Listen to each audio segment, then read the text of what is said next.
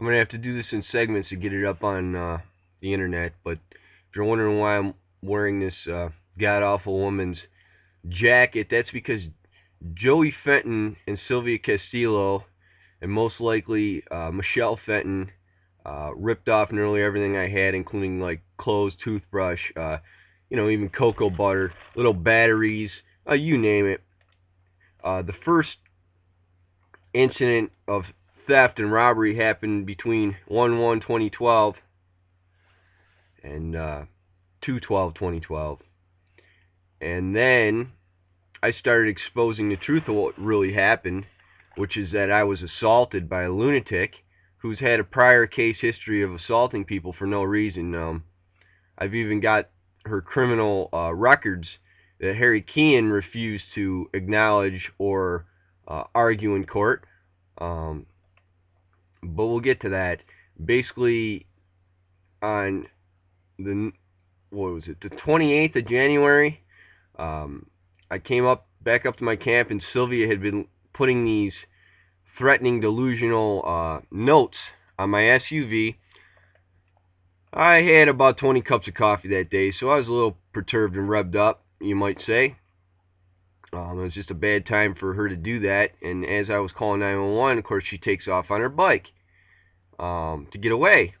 Well, I'm thinking, oh great, now that she's not here, they're not even going to believe me. So, of course, Officer Slack comes up, he got a little argumentative about a woman, oh, you've got a restraining order against a woman, like, are you a pussy or something, and laughing at me, kind of like making jokes about it, and not believing that she's a threat and that she can be dangerous, and kind of ripping on me about it. And finally, he read all the paperwork, and I told him that by law he had to arrest her, and he didn't seem to like that too much. So he goes, well, if I find her, I'll arrest her. Well, obviously he didn't find her. I assumed, all was going to be well. And what was it? 2-3. It was actually late Thursday night or early Friday morning, in those wee hours, when most people are sleeping, when Sylvia decided to come by again and violate the restraining order. Only this time, I had been urinating a lot, not knowing that she had given me sexually transmitted diseases, because I found out later on that she wasn't just panhandling by Smith's, she was selling her skin for cash so she could get meth.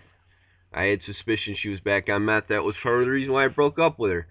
And anyways, she basically snuck into my camper while I was sleeping, all drunk and smelling like she hadn't showered or bathed in weeks, like she'd rolled in a dumpster.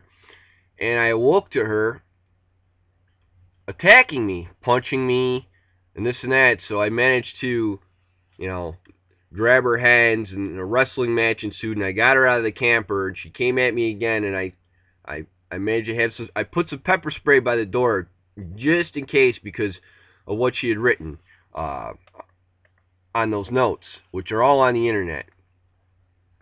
So I pepper sprayed her. She dropped to the ground. I called 911.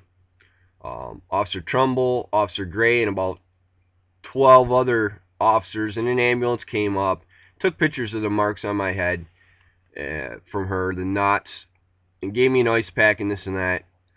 And they all applauded me in the sense that said, hey, that was done by the book, good job. We acknowledge who the bad person is, and they started to realize that it wasn't me. I'm going to have to pause this to get to the next level here, so bear with me. Part 2 is coming up.